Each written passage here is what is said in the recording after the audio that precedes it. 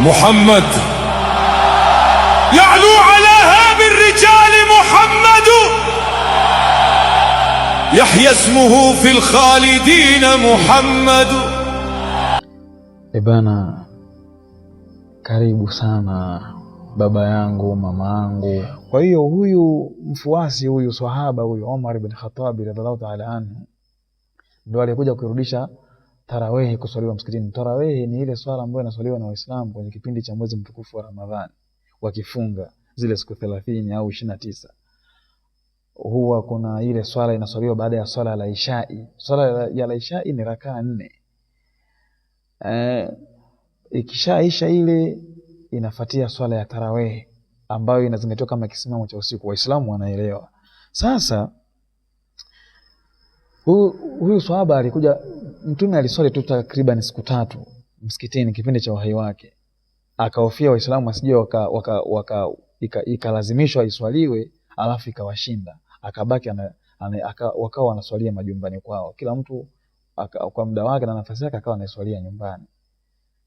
Na nadhani bila shaka ingekuwa ni balaa, kwa sababu kama tu Waislamu tunaokuwa nao mtaani hizi swala 5 tu zenyewe zinawashinda, asubuhi, adhuhuri, alasiri, maghrib na isha zinawashinda.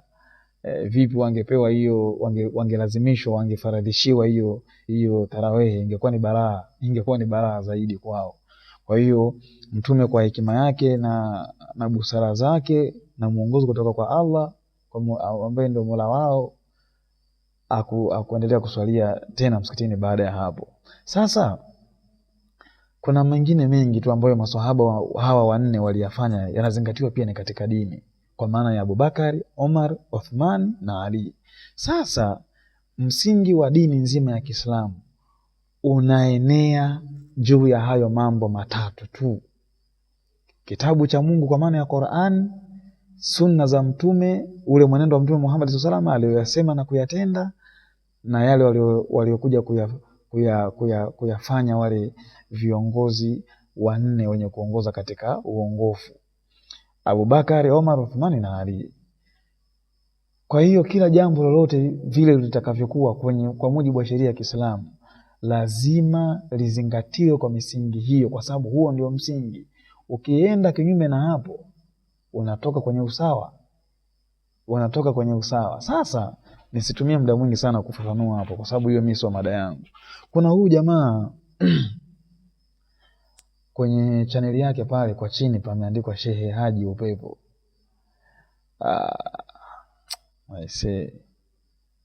Hawa ni miongoni mwa watu ambao wamesababisha Uislamu mpaka leo umefikia hapo ulipofikia. Yani Waislamu wamekuwa ni wadhalili, yani ni watu madhaifu, wadhalili, hawana mpya kiufupi.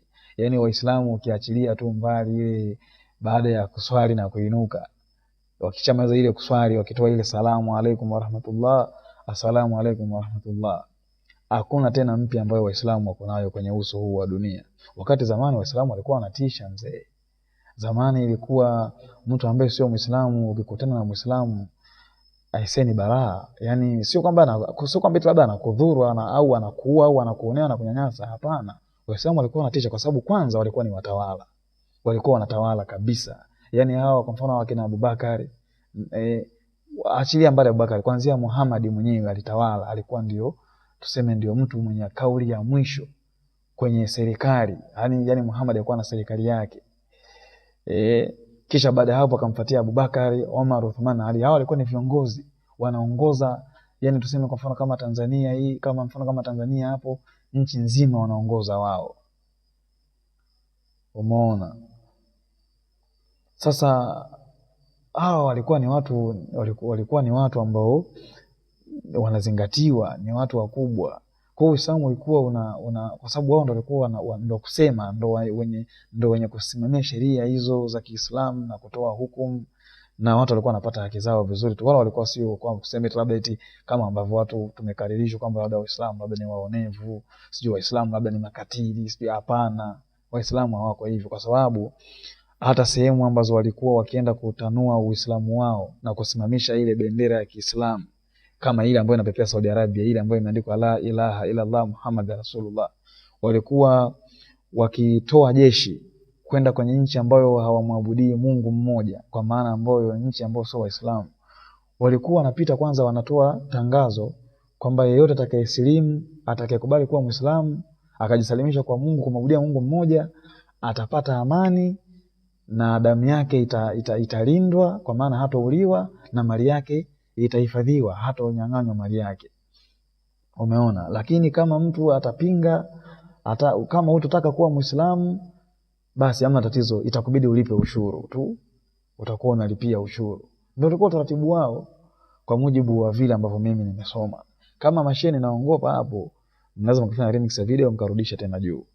Sasa huyu bwana Haji Upepo huyu, naweza nikasema tu kiufupi kwamba ni katika watu waliosababisha mpaka leo Uislamu umekuwa si lolote wala si chochote. Watu wa design hii ndio waliosababisha Uislamu umefikia hapo ulipofikia. Kwa sababu gani? Hawa watu kwanza hawana hofu ya Mungu kabisa kabisa kabisa kabisa. Hawana hofu ya Mungu. Wao wana mambo yao tu mengine na tageti zao ni zingine kabisa. Pengine kuna kitu kwenye Uislamu kinaitwa azallahum shaitan, labda ibilisi amewatoa kwenye reli kawatelezesha. Wanafanya vitu, wakiona wanafanya vitu vya maana, lakini kumbe ni uovu, wanaelekea mahali pabaya. Haji Upepo nimeona baadhi ya clip zake akiwakosoa watu. Mimi sibezi sana na wale watu ambao yeye anawakosoa, lakini nitaenda moja kwa moja kwenye yale mambo ambayo yeye akawakosoa kwayo mambo hayo, alafu yale mambo yeye akiyawekea akiyaidhinisha yale mambo. Kwa mfano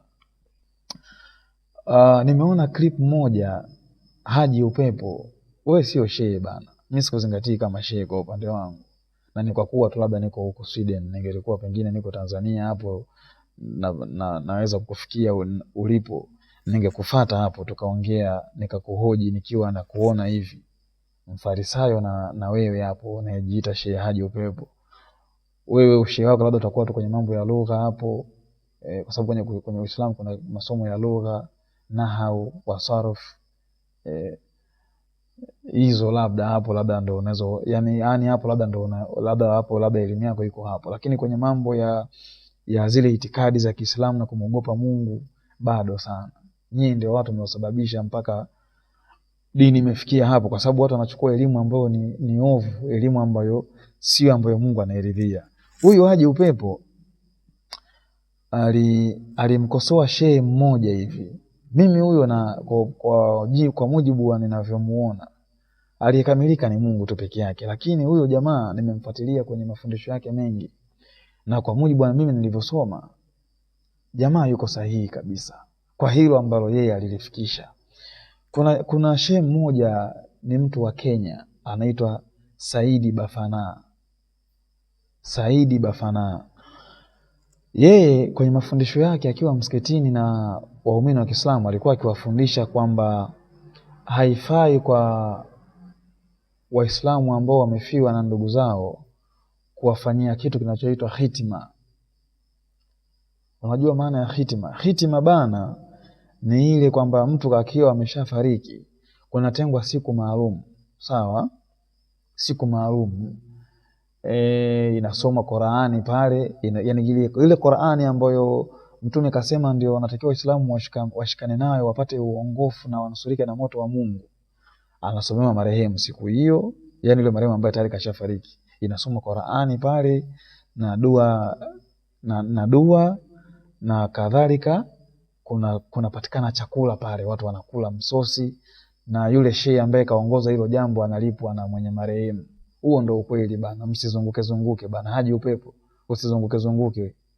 Mimi naongea ukweli na narudia tena kukusisitiza kwamba hii ni dini. Haya ni mambo ya dini bana.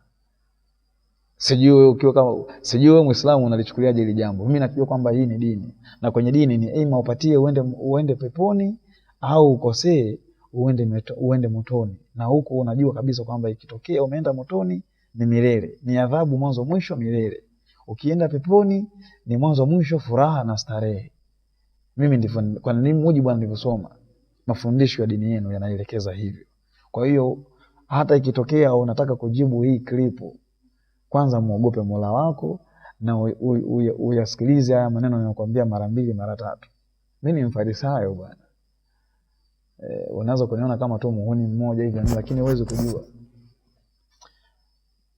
uweze kujua kwa sababu kwenye Uislamu wanasema wala Mungu amwadhibu mtu yeyote mpaka mpelekee mjumbe. Pengine mimi ndo mjumbe wako na kuijia leo, watakuja kuambiwa bana, lakini si ulimsikiliza mfarisayo pale, mbona aliongea mapointi tupo, lakini wewe ukaleta jeuri na kutaka kutetea heshima yako, kwa sababu nyie mashehe nyie mnaojivika ushehe, wewe watu kama wakina nyie haji upepo. Ikiharibiwa dini, yani mtu ikitokea akatia doa na kuongeza kitu kwenye Uislamu wenu, kitu ambacho mtume hakukisema wala kukifanya, wala hamna tatizo.